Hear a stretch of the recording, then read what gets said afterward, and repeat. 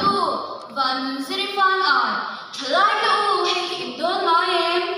chim mar thagle thamatuna rumin kan om hit kan ram zip te a kan hoi pir bel lai le pa pa pa ka lin lai kan chen kan in ti lai yan kan hu sil le kan riam fo chin an pai len den kan bisapui an pamoi kam to si em kan tho do lo nan yam ti a kan wa swat chanin an samim ti puarnan an vai ma a ram ri the atang hian an bu sem kan fur sak ti cha in chalai tu har ila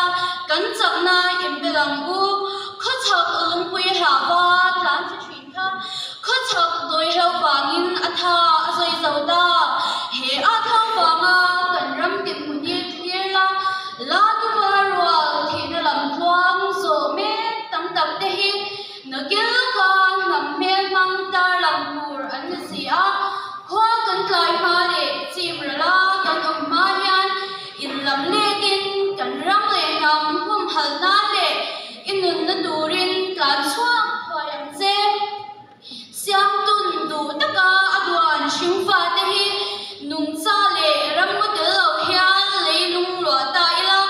nuam kan bi khian iring lawang ti ro